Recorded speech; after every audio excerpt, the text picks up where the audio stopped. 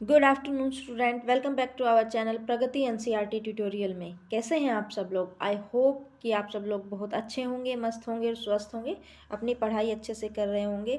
जैसा कि आप लोगों को पता है, हमारे चैनल पे जो है 6th to 12th वाली जो एनसीईआरटी सीरीज चली हुई है, उसमें अभी हमारा जो एसएसटी वाला पोर्शन चला हुआ है, उसमें हमने 6th क्लास जो अपनी कवर कर ली है पूरी। ठीक है। और उसकी मैंने प्लेलिस्ट भी बना दी है। हर एक सब्जेक्ट की जो है अलग अलग प्लेलिस्ट मैंने बनाई है। ज्योग्राफी की और सिविक्स और अपना हिस्ट्री, ये तीनों सब्जेक्ट मैंने अलग अलग करके प्लेलिस्ट बनाई है। एक बार आप जाके एक बार देख लीजिएगा। और 7th क्लास की भी मैंने ऐसे ही अलग करके अपनी जो है प्लेलिस्ट बनाई गई है। तो आज का जो हमारा चैप्टर है, जो अपना ज्योग्राफी 7th क्लास की ज्योग्राफी है, उसका है मानव पर्यावरण अन्योन्क्रिया और उष्णकटिबंधीय एवं उपोष्ण प्रदेश। इसके बारे में आज हम पढ़ेंगे। ठीक है। और जो भी नया स्टूडेंट इस वीडियो से, इस चैनल से जुड़ रहा है, तो चैनल को सब्सक्राइब करें और बेल आइकन को प्रेस जरूर करें, जिससे आपको जो है नोटिफिकेशन मिलती रहेगी। ठीक है। तो चलिए शुरू करते हैं। यहाँ से रेणुका बहुत उत्साहित थी। उसके चाचा श्रीकांत लगभग 4 महीने के बाद आज घर में थे। वह एक वन्यजीव फोटोग्राफर थे तथा बहुत जो है यात्राएं करते थे।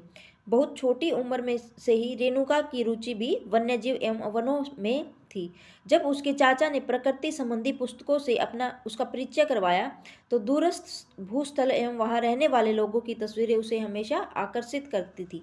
जैसे ये तस्वीर दिखाई गई है, इसमें विभिन्न क्षेत्र के लोगों के बारे में दिखाया गया है, बताया गया है। ठीक है। तो देखिए, रेणुका, इन तस्वीरों में तुम विश्व के विभिन्न भागों के लोगों को देख सकती हो।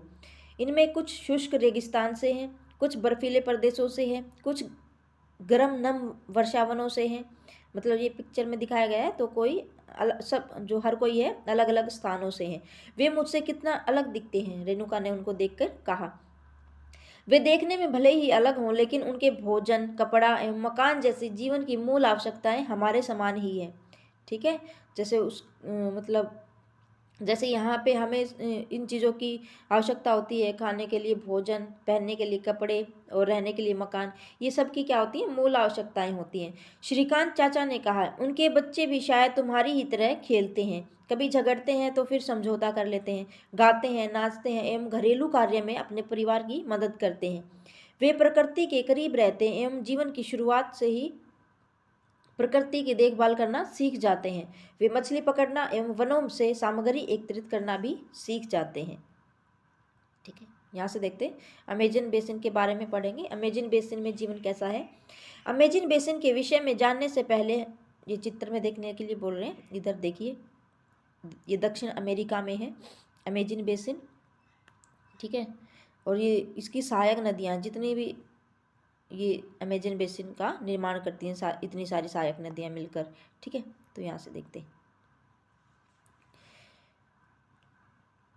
ध्यान दें कि उष्णकटिबंधीय प्रदेश कर्क रेखा और मकर रेखा के मध्य स्थित है। भूमध्य रेखा 10 डिग्री उत्तर से 10 डिग्री दक्षिण के मध्य के भाग को भूमध्य रेखीय प्रदेश कहते हैं। अमेजन नदी इसी प्रदेश में होकर बहती है। ध्यान दें कि यह पश्चिम से पर्वतों से निकलकर जो है पूर्व से अंध महासागर में कैसे पहुंचती है। जिस स्थान पर कोई नदी किसी अन्य जलराशि से मिल जाती है, उसे जो है नदी का मुहाना कहते हैं। जैसे देखिए, जैसे कोई एक जलराशि है, ऐसे जा रही है और दूसरी फिर ऐसे आ रही है, तो जहाँ पे ये पॉइंट बनता है, इसको क्या कहेंगे? नदी का मुहाना। ठीक है। अमेजन नदी में बहुत सारी सहायक नदियाँ मिलकर अमेजन बेसिन का निर्माण करती हैं। सहायक नदियाँ हमने पढ़ा था ना, 6th क्लास की ज्योग्राफी में हमने पढ़ा था सहायक नदियाँ क्या होती है। तो इसलिए मैं कह रही हूँ कि ये हर एक चैप्टर जो है अपने आप से रिलेट करता हुआ है। तो जब पीछे की चीज़ें हम पढ़ेंगे, तभी हमें आगे की चीज़ें जो है समझ में आएंगी। तो सहायक नदियाँ क्या होती है? एक बड़ी नदी होती है जिसमें अन्य छोटी छोटी नदियाँ आके ऐसे मिल जाती हैं इनके साथ, तो ये इसकी सहायक नदियाँ हो गई। ठीक है।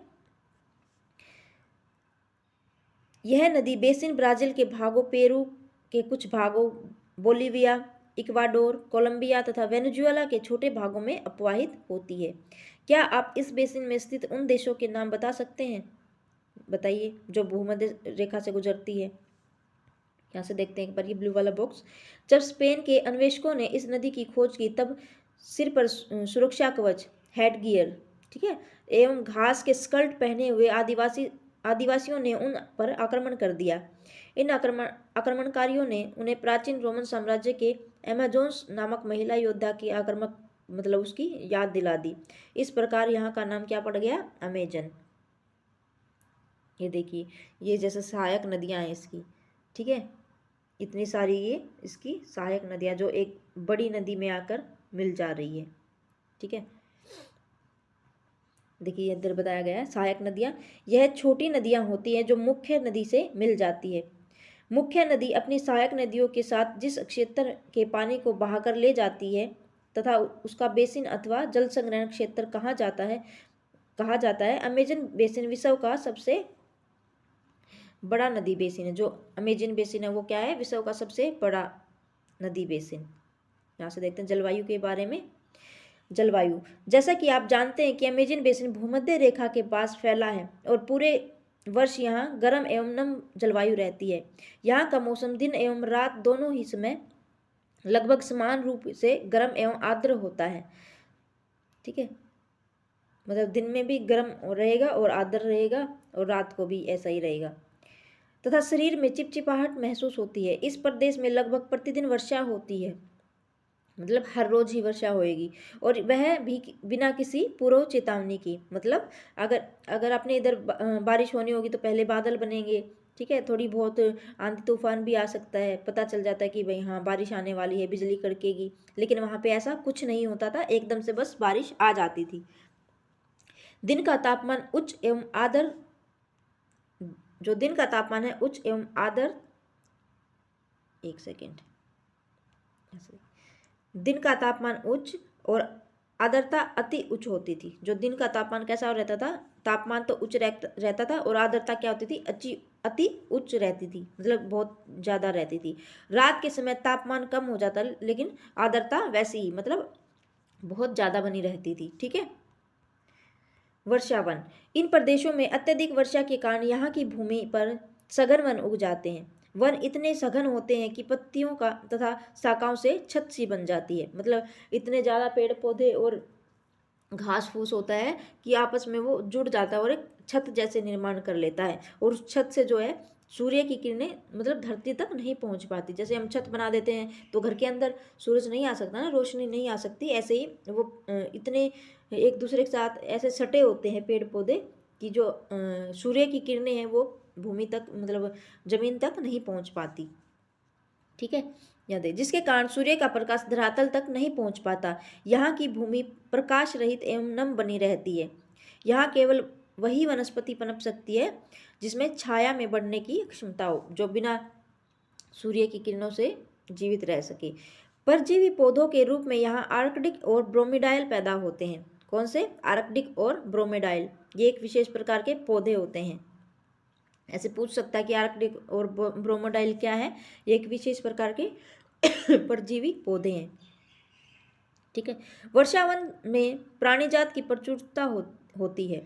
टूकन, गुंजन पक्षी, रंगीन पक्षती वाले मकौवा एवं भोजन के लिए बड़ी चोंच वाले विभिन्न प्रकार के पक्षी जो भारत में पाए जाने वाले सामान्य पक्षियों से बहुत अलग हैं, यहाँ पर पाए जाते हैं। प्राणियों में जो जैसे बंदर हो गया, स्लोथ एवं चींटी खाने वाला टैपिर भी यहाँ पाया जाता है, ठीक है।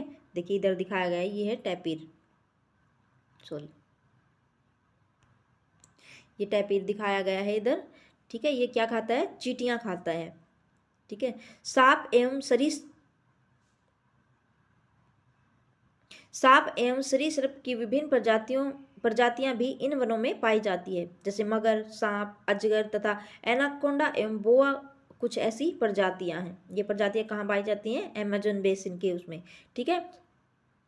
इसके अतिरिक्त हजारों कीड़े मकोड़े भी इस बेसिन में निवास करते हैं। मांस खाने वाली पिरान्हा मत्स्य समेत मछलियां की विभिन्न प्रजातियां भी अमेजन नदी में पाई जाती हैं। मांस खाने वाली कौन सी मछली है? पिरान्हा मत्स्य, ठीक है, पिरान्हा मछली जो मांस खाती है, ठीक है। इस प्रकार जीवों की विविधता की दृष्टि से यह बेसिन असाधारण रूप से समृद्ध है, ठीक है। यहाँ देखिए वर्षावन के निवासी, यहाँ के लोग छोटे से क्षेत्र में वन के कुछ वृक्षों को काटकर अपने भोजन के लिए फसल उगाते हैं। यहाँ के पुरुष शिकार करते हैं तथा नदी में मछली पकड़ते हैं। ठीक है, मतलब ये लोग एक स्थान, कहीं भी इतना बड़ा जंगल है वहाँ से एक स्थान ऐसा खोज लेंगे, वहाँ से उसको मतलब पूरा साफ कर देंगे, वृक्षों को घास फूस को बिल्कुल काट फूट के उसको जला देते हैं, फिर जो है वहाँ भोजन के लिए अपने फसल उगाते हैं। और वो पुरुष क्या करते हैं, पुरुष शिकार करते हैं और नदियों पर मछली पकड़ते हैं। जबकि महिलाएं फसलों का ध्यान रखती हैं। वे मुख्यतः टेपियोका, अनानास एवं शकरकंद उगाते हैं। महिलाएं क्या करती हैं, जो फसल उगाई गई है उनका ध्यान रखती है। और अमेजन बेसिन में कौन कौन सी फसल उगाई जाती है, टेपियोका, अनानास एवं शकरकंद, ये क्या है, एक तरह की मुख्य फसल है वहाँ की। ठीक है, क्योंकि मछली या शिकार मिलना अनिश्चित होता है, कभी मछली मिले ना या ना मिले। ऐसे में महिला ही अपनी उगाई साग सब्जियों से अपने परिवार का भरण पोषण करती हैं। वे कर्तन एवं दहन कृषि पद्धति अपनाती हैं। कर्तन एवं दहन पद्धति क्या होती है, एक स्थान से जो है जंगल को साफ कर देंगे, वहाँ पे उसको मतलब पेड़ पौधों को काट के उसको जला देंगे, फिर उसको छोड़ देंगे। ठीक है, तो ठीक है, एक सेकेंड, क्या होती है कर्तन एवं दहन कृषि, एक जैसे स्थान पे जो है वो वहाँ से पेड़ पौधों को काट देंगे, फिर उसको जला देंगे। ठीक है, और उसको छोड़ देंगे 1-2 साल के लिए। और जब वो ज़मीन उपजाऊ हो जाएगी तो उस वहाँ पे क्या करेंगे, अपनी फसल उगाएंगे। ठीक है, इसका मुख्य, एक सेकेंड, इसका मुख्य आहार मैनियोक है, जिसे कसावा भी कहते हैं। ठीक है, यह आलू की तरह जमीन के अंदर पैदा होता है। ये चींटियों की रानी एवं अंडकोश भी खाते हैं। क्या खाते हैं, चींटियों की रानी और अंडकोश। काफ़ी, मक्का एवं कोको जैसी नकदी फसल भी यहाँ पाई जाती है, उगाई जाती है। वर्षावन अत्यधिक मात्रा में घरों के लिए लकड़ी प्रदान करते हैं। कुछ परिवार मधुमक्खी के छत्ते के आकार वाले छप्पर के घरों में रहते हैं, जबकि कुछ लोग मलोका कहे जाने वाले बड़े अपार्टमेंट जैसे घरों में रहते हैं। ठीक है, जो बड़े अपार्टमेंट जैसे घर हैं उसको क्या कहेंगे वहाँ पे, मलोका, जिसकी छत कैसी होती थी, तीव्र ढलान वाली। ठीक है, मलोका की छत कैसे होती थी, तीव्र ढलान वाली। यहाँ से भी क्वेश्चन ये मलोका वाला आया हुआ है। ठीक है, तो चलिए, अमेजन बेसिन के लोगों का जीवन धीरे धीरे बदल रहा है। पुराने समय में वह वन के अंदर पहुंचने के लिए नदी मार्ग की एकमात्र उपाय था। 1970 में ट्रांस अमेजन महामार्ग बनने से वर्षावन के सभी भागों तक पहुंचना संभव हो गया।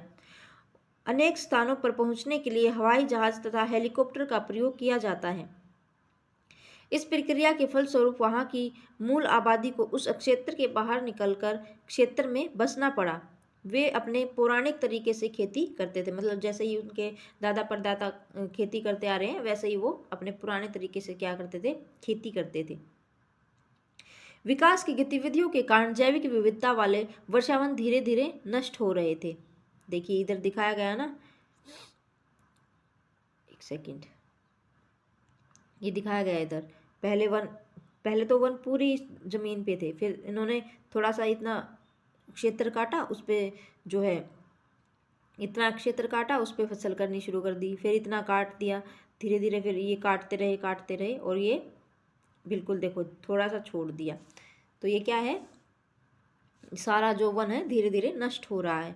ऐसा अनुमान है कि प्रतिवर्ष अमेजन बेसिन के वर्षावन का बड़ा भाग लुप्त होता जा रहा है। अगर काटते रहेंगे तो लुप्त ही होगा ना, साथ साथ अगर उस चीज़ को उगाते भी रहेंगे तो वो चीज़ें मतलब पर्यावरण का संतुलन बना रहेगा। लेकिन नहीं, काटते रहते हैं लेकिन इतने जिस मात्रा में काटते हैं उस मात्रा में उगाते नहीं हैं।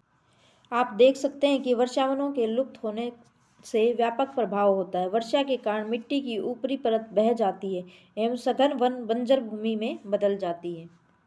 ठीक है, यहाँ से देखिए ये दिखाई गई है कर्तन एवं दहन की पद्धति में। ठीक है, कर्तन एवं दहन की पद्धति में किसान पहले वृक्षों एवं झाड़ियों को काटकर भूमि साफ करते हैं, फिर इनको जलाया जाता है, जिससे पोषक तत्व मिट्टी में मिल जाते हैं। इस साफ भूमि पर कुछ वर्षों तक फसल पैदा की जाती है। जमीन के इस टुकड़े के बार बार प्रयोग में मिट्टी के पोषक तत्वों का अभाव हो जाता है, इसलिए इस टुकड़े को छोड़ दिया जाता है। ठीक है, मतलब बार बार अगर उस जगह पर फसल उगाते रहेंगे तो वहाँ पे क्या हो जाएगा, सारा जो वहाँ की उपजाऊ मिट्टी है वो खत्म हो जाएगी। इसके बाद फसल उगाने के लिए किसी दूसरे स्थान को साफ किया जाता है। इस बीच पुराने खेतों में छोटे छोटे वृक्ष उग जाते हैं। इस प्रकार मिट्टी पुनः उपजाऊ बन जाती है। तब लोग इस भूमि के टुकड़े को पुनः जोत सकते हैं। ठीक है, यह है कर्तन एवं दहन कृषि। यहाँ से देखिए, गंगा ब्रह्मपुत्र बेसिन में जीवन। गंगा तथा ब्रह्मपुत्र की सहायक नदियां मिलकर भारतीय उपमहाद्वीप में गंगा ब्रह्मपुत्र बेसिन का निर्माण करती है। यह बेसिन उपोष्ण में 10 डिग्री उत्तर से 10 डिग्री उत्तर अक्षांश के मध्य स्थित है। घाघरा, सोन, चंबल, गंडक, कोसी, ये क्या है? गंगा की सहायक नदी। तो गंगा की सहायक नदी कौन कौन सी होगी? देखिए, गंगा की सहायक नदी क्या है? घाघरा, सोन, चंबल, गंडक और कोसी। ठीक है, ये है गंगा की सहायक नदियाँ। अब इसमें बता रहा है कि जो ब्रह्मपुत्र की सहायक नदियाँ वो कौन कौन सी है, आप एटलस में देख के बताइए। ब्रह्मपुत्र की सहायक नदियाँ इसमें भी अपवाहित होती हैं। ठीक है, गंगा एवं ब्रह्मपुत्र के मैदान पर्वत, हिमालय के गिरिपाद तथा सुंदरवन डेल्टा, मतलब ये क्या है? जो गंगा एवं ब्रह्मपुत्र है उसके मैदान जो है पर्वत एवं हिमालय के गिरिपाद तथा सुंदरवन डेल्टा इस बेसिन की मुख्य विशेषताएं हैं। ठीक है, इधर देखते हैं। मैदानी क्षेत्र में अनेक चाप झील पाई जाती हैं। चाप झील हमने पढ़ी थी ना क्लास 6 में। चाप झील के बारे में पढ़ा था ना, ऊपर वाली क्लासेस में हमने चाप झील के बारे में पढ़ा था। तो जाके ऊपर एक बार क्लासेस देखिएगा, तभी चीज़ें आगे समझ में आएंगी। ठीक है, यहाँ की जलवायु मुख्यतः मानसूनी है। मानसून में मध्य जून से मध्य सितंबर के बीच वर्षा होती है। ग्रीष्म ऋतु में गर्मी एवं शीत ऋतु में ठंड होती है। भारत, इसमें मानचित्र देखने के लिए बोल रहा है कि पता लगाइए गंगा ब्रह्मपुत्र बेसिन स्थित। ठीक है, बेसिन क्षेत्र में विभिन्न प्रकार की स्थलाकृति हैं। जनसंख्या के वितरण में पर्यावरण की प्रमुख भूमिका है। तीव्र ढाल वाले पर्वतीय क्षेत्र बसने के लिए प्रतिकूल है, अतः गंगा ब्रह्मपुत्र बेसिन के पर्वतीय क्षेत्र में कम लोग रहते हैं। मानव प्रवास के लिए मैदानी क्षेत्र सबसे उपयुक्त है, अतः यह क्या है? जनसंख्या घनत्व अधिक है। कहाँ पे? गंगा ब्रह्मपुत्र बेसिन में क्या है? जनसंख्या घनत्व अधिक है। यहाँ की मिट्टी उपजाऊ, यह एक कारण है कि वहाँ की मिट्टी उपजाऊ है। जिन स्थानों पर फसल उगाने के लिए समतल भूमि उपलब्ध है वहाँ के लोगों का मुख्य व्यवसाय कृषि ही रहता है। धान यहाँ की मुख्य फसल है। चूँकि धान की खेती के लिए पर्याप्त जल की आवश्यकता होती है, यह उसी क्षेत्र में उगाया जाता है जहाँ वर्षा अधिक होती है। यहाँ उगाई जाने वाली अन्य फसलें हैं जैसे गेहूँ, मक्का, ज्वार, चना एवं बाजरा। गन्ना एवं जूट जैसी नकदी फसलें भी उगाई जाती हैं। मैदान के कुछ क्षेत्रों में केले के बागान भी देखे जाते हैं। पश्चिमी बंगाल एवं असम में चाय के बागान मिलते हैं। बिहार एवं असम के कुछ भागों में सिल्क के कीड़ों का संवर्धन कर सिल्क का उत्पादन किया जाता है।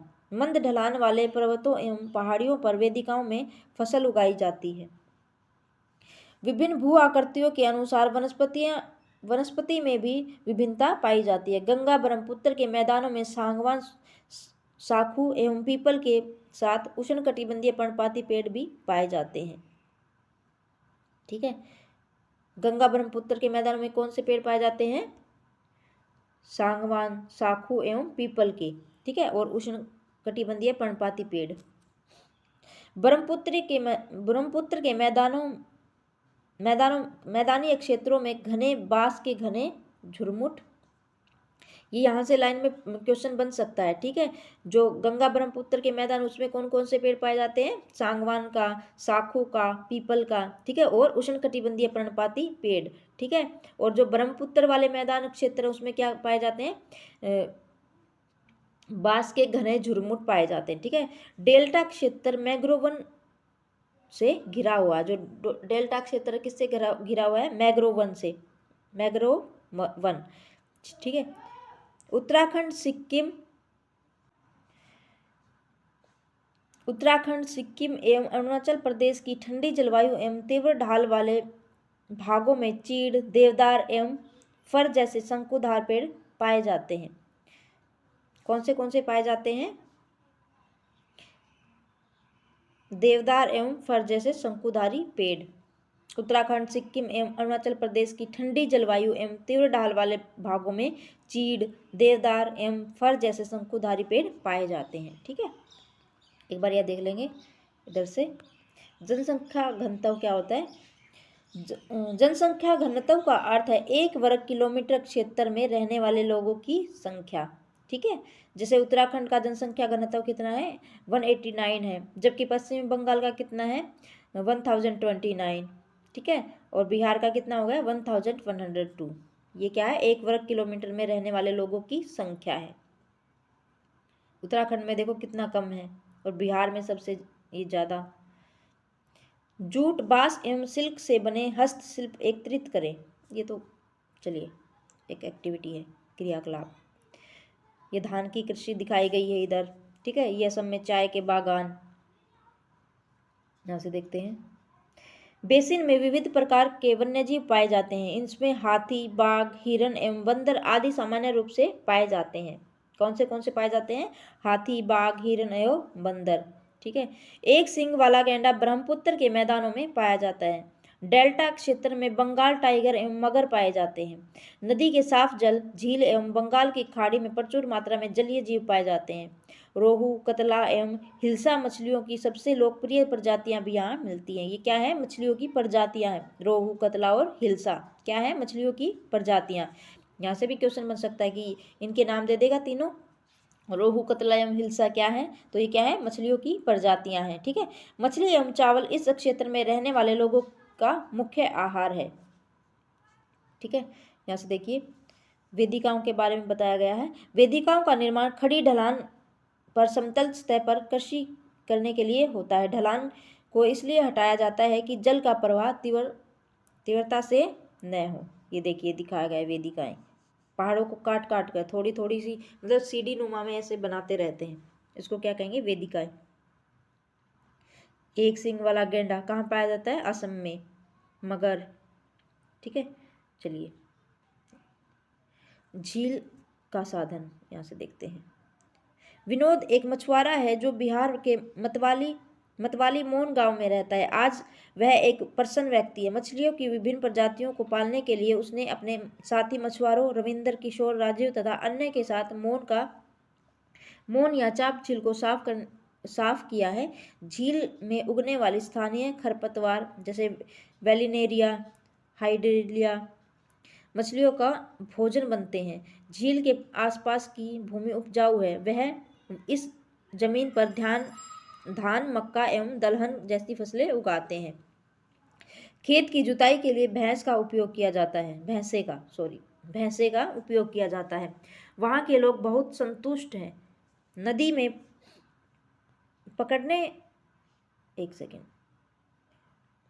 पकड़ने, खाने व बेचने के लिए काफ़ी मछलियाँ हैं, जिन्हें पकड़कर वो पास के शहरों में बेचते हैं।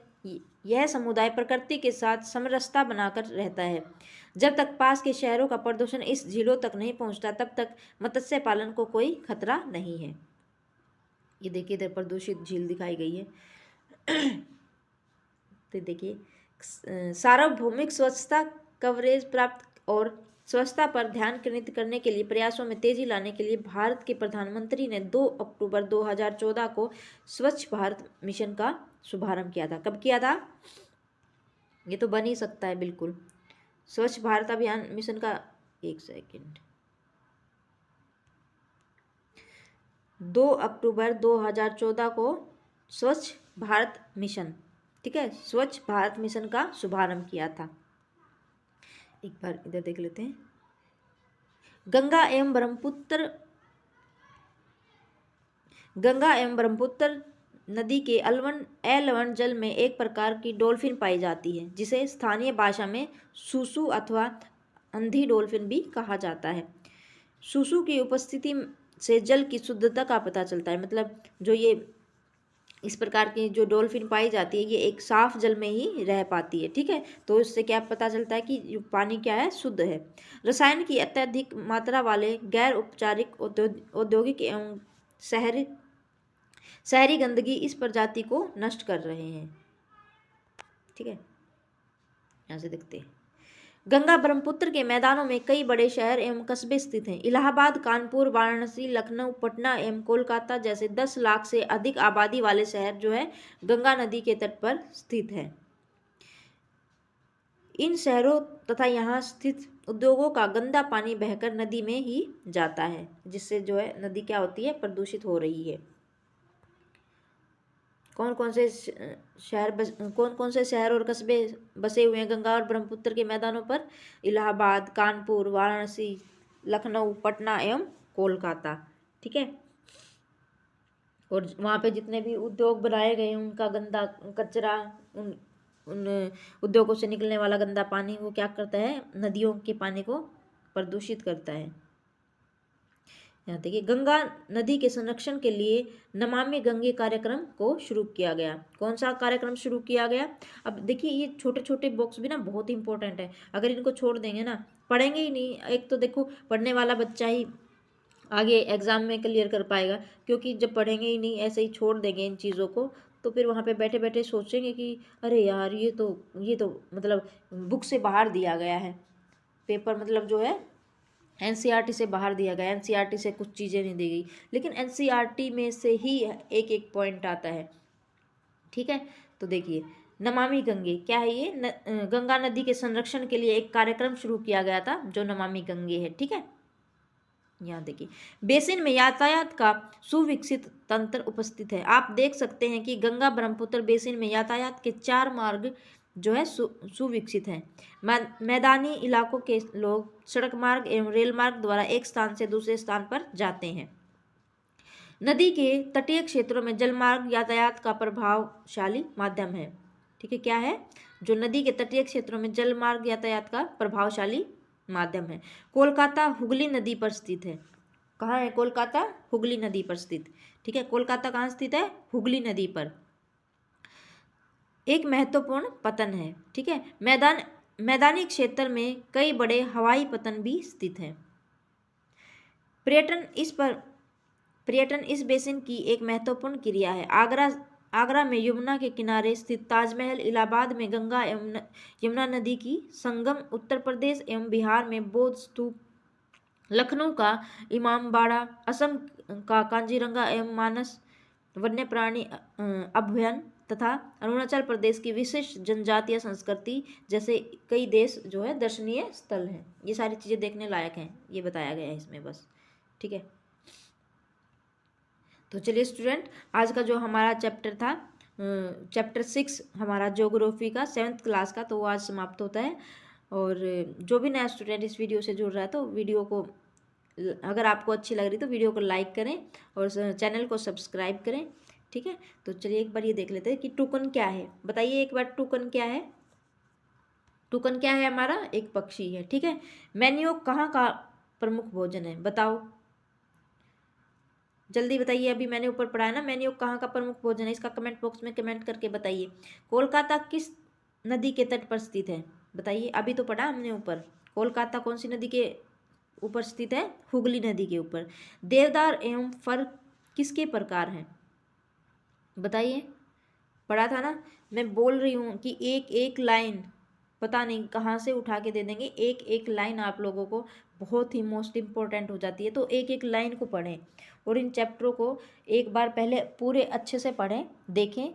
ठीक है, बिना स्पीड बढ़ाए, बिना मतलब स्किप करे वीडियो को, अच्छे से उस चीज़ों को पढ़ो। ये नहीं कि टाइम बचाने के चक्कर में स्पीड बढ़ा दी जल्दी जल्दी, वो जल्दी जल्दी हमारे दिमाग में नहीं जाती हैं वो चीज़ें। वो जल्दी का काम कब होता है? जब हम एक बार अच्छे से उस चीज़ को पढ़ लेते हैं, फिर रिवाइज़ के लिए हम जल्दी कर सकते हैं। ठीक है, रिवाइज़ के लिए हम स्पीड को बढ़ा सकते हैं। तो एक एक लाइन बहुत इंपॉर्टेंट हो जाती है। चलिए इनका कमेंट बॉक्स में कमेंट करके बताइए कि देवदार एवं फर किसके प्रकार हैं? बताइए। और बंगाल टाइगर कहाँ मिलते हैं? बताओ, इनका आंसर दीजिए। चलिए ये बताइए, सूती कपड़े, मलोका, मलोका क्या है? बताओ। और पिरियाना क्या है? पिरियाना, ये तो आसान से है, अभी हमने पढ़ा है ऊपर है। क्या है पिरियाना? और के रेशम कीट क्या है? काजीरंगा कहाँ है? असम में है। सूती कपड़े कहाँ बताओ? मलोका बताइए।